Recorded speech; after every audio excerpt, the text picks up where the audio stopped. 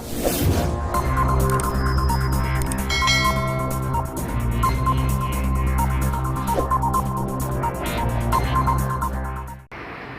Students, आज हम sheet चालू कर रहे हैं जीवधारियों का वर्गीकरण।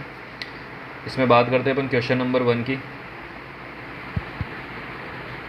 क्वेश्चन नंबर 1 में लिखा हुआ है, जीवधारियों के वर्गीकरण की सबसे छोटी इकाई है। ऑप्शन है जाति, वंश, गण और जगत। तो इसका आंसर हो जाएगा जाति।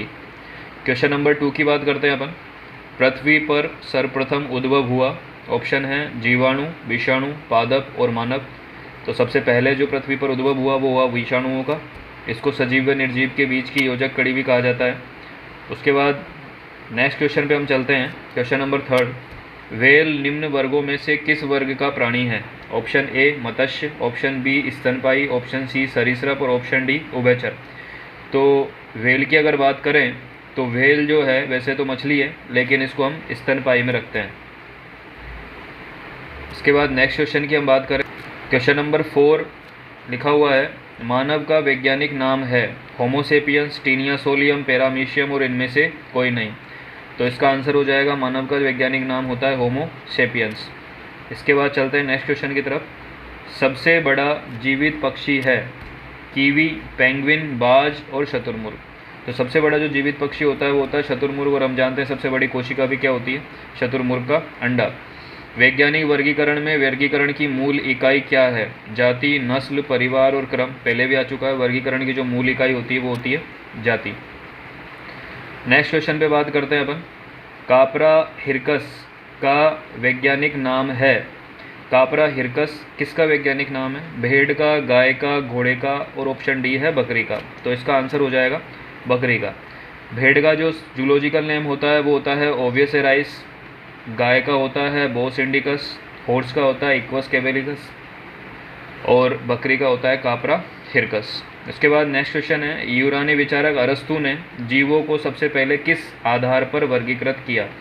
यानी कि अरस्तु का वर्गीकरण का आधार क्या था? ऑप्शन है आवास, आकार, चाल और भोजन। तो अरस्तु के वर्गीकरण का जो आधार था वो था आवास। उसके बाद नेक्स्ट क्वेश्चन की बात करते हैं, न्यूमेटोफोर क्या होते हैं या उनका कार्य क्या होता है? ऑप्शन ए है पौधों को जानवरों से बचाता है, श्वसन के लिए ऑक्सीजन प्रदान करता है, पौधों को सीधा खड़े रहने में सहायता करता है और पौधों की परागण में सहायता करवाता है। तो न्यूमेटोफोर जो होते हैं वो श्वसन में सहायता करवाने का कार्य करते हैं। इसके बाद नेक्स्ट क्वेश्चन की बात करते हैं, निम्न में से कौन एक कायांतरण नहीं होता है? ऑप्शन है मानव, मेंढक, तारामीन और डी है ब्याज पतंग। तो इसका आंसर होगा किसके अंदर कायांतरण नहीं होगा? तो मानव के अंदर नहीं होगा। 11वां क्वेश्चन है, पैलेंटोलॉजी किसका अध्ययन होता है? तो पैलेंटोलॉजी जो है वो होता है, ऑप्शन इसमें दिया हुआ है अस्थियों का, प्राइमेट का, जीवाश्म का और पक्षी का। तो पैलेंटोलॉजी किसका अध्ययन होता है? जीवाश्मों का अध्ययन। अस्थियों का जो अध्ययन होता है स्टडी ऑफ बोन्स, इसको बोलते हैं ऑस्टियोलॉजी। प्राइमेट्स का जो अध्ययन होता है यानी स्टडी ऑफ प्राइमेट्स, इसको हम बोलते हैं प्राइमेटोलॉजी। इसके अलावा बर्ड्स यानी कि जो पक्षी हैं इनका अध्ययन जो होता है इसको हम बोलते हैं ऑर्निथोलॉजी। तो और जीवाश्म का जो अध्ययन होगा इसको हम बोलेंगे पैलेंटोलॉजी। इसके बाद नेक्स्ट क्वेश्चन की तरफ चलते हैं।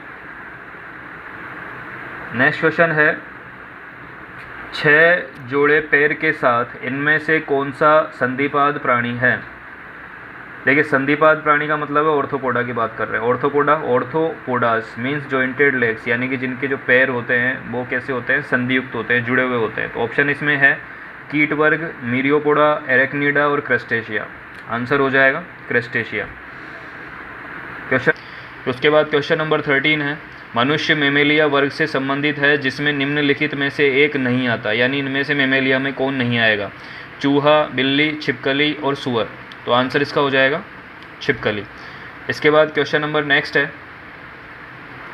जीवों के वर्गीकरण से संबंधित जीवा विज्ञान की शाखा को क्या कहते हैं?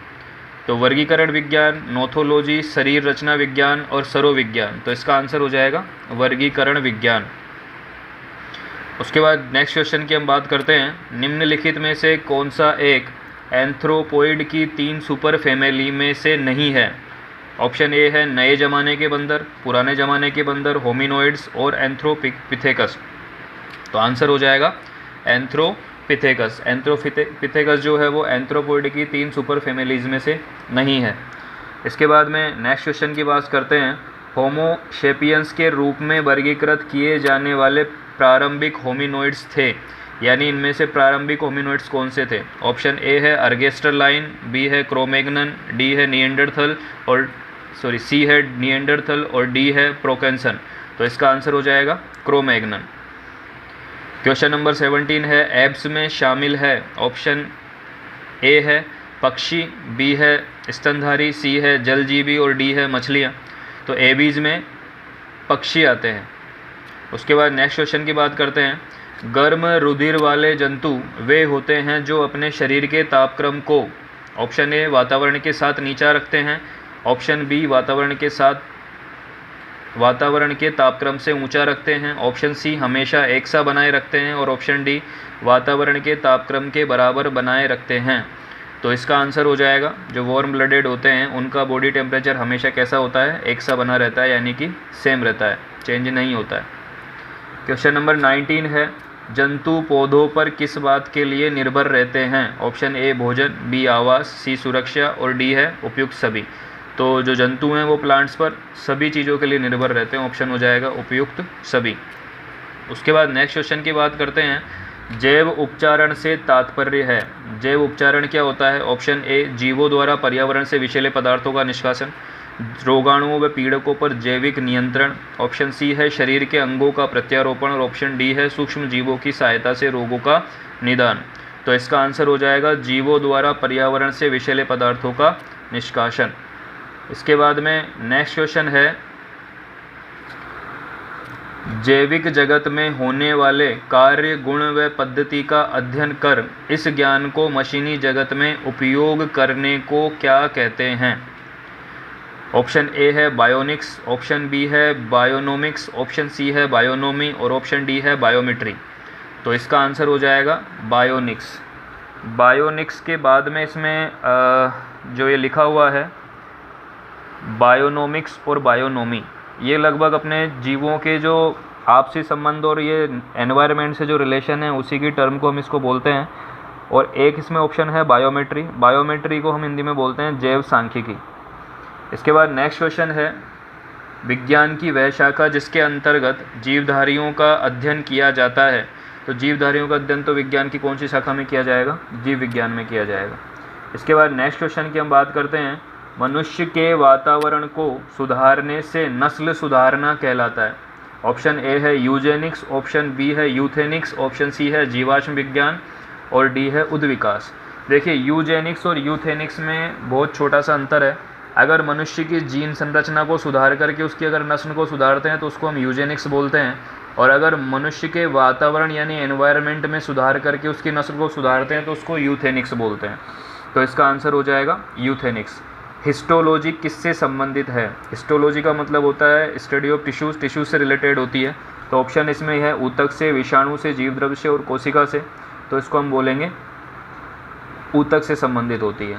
इसके बाद नेक्स्ट क्वेश्चन दिया हुआ है तितलियों का अध्ययन कहलाता है इक्थियोलॉजी, नियोंटोलॉजी, लेपिडेटेरियोलॉजी और पोलिनोलॉजी।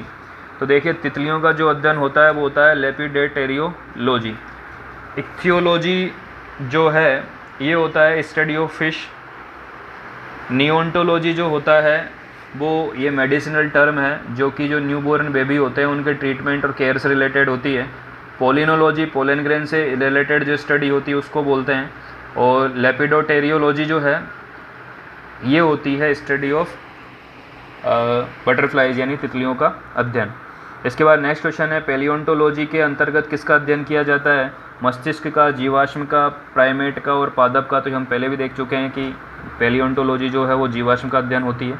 इसके बाद नेक्स्ट क्वेश्चन है घाव का अध्ययन कहलाता है। ऑप्शन ए है ट्रोमेटोलॉजी, ऑप्शन बी है ऑन्कोलॉजी, ऑप्शन सी है कोलोलॉजी और ऑप्शन डी है डर्मेटोलॉजी। तो देखिए घाव का जो अध्ययन है वो कहलाता है ट्रोमेटोलॉजी।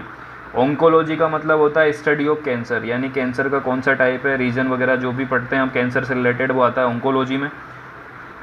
केलियोलॉजी या कोलोलॉजी जो है वो ब्यूटी से रिलेटेड जो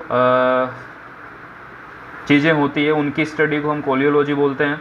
और डर्मेटोलॉजी वो है study of medicinal study of skin, यानी स्किन के अंदर होने वाली प्रॉब्लम्स और उससे रिलेटेड जो स्टडी होती है वो कहलाती है डर्मेटोलॉजी। क्वेश्चन 28 है, निम्न में से चिकित्सा शास्त्र के जनक हैं अरस्तु, थियोफ्रेस्टस, हिपोक्रेट्स और लुइस पास्चर। तो इसका आंसर हो जाएगा हिपोक्रेट्स। इसके बाद में क्वेश्चन नंबर 29, मानव किस प्रजाति से संबंधित है? Option A homo sapiens, option B homo amphibian, option C erectus और उपयुक्त में से कोई नहीं। तो ये हम जानते हैं कि मानव किससे रिलेटेड है? होमो सेपियंस से रिलेटेड है। निर्जीव व जीवित के बीच की संयोजी कड़ी है। अभी अपन ने क्वेश्चन में देखा था कि सजीव व निर्जीव के बीच की जो योजक कड़ी होती है उसको विषाणु बोलते हैं। इसमें ऑप्शन दिया हुआ विषाणु, जीवाणु, युगलिना और शैवाल। आंसर हो जाएगा विषाणु। इसके बाद हम नेक्स्ट क्वेश्चन की तरफ चलते हैं।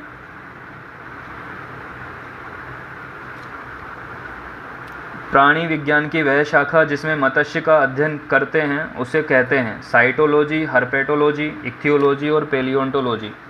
तो देखिए, साइटोलॉजी सेल से रिलेटेड स्टडी है, इक्थियोलॉजी जो है वो होती है स्टडी ऑफ फिशेज, ये पहले भी आ चुका था। हर्पेटोलॉजी क्या होती है? Study of amphibia, reptilia. Reptilia और एम्फीबिया से रिलेटेड जो स्टडी होती है उसको हम हर्पेटोलॉजी बोलते हैं। और पेलियोंटोलॉजी तो स्टडी ऑफ फॉसिल्स होता ही है।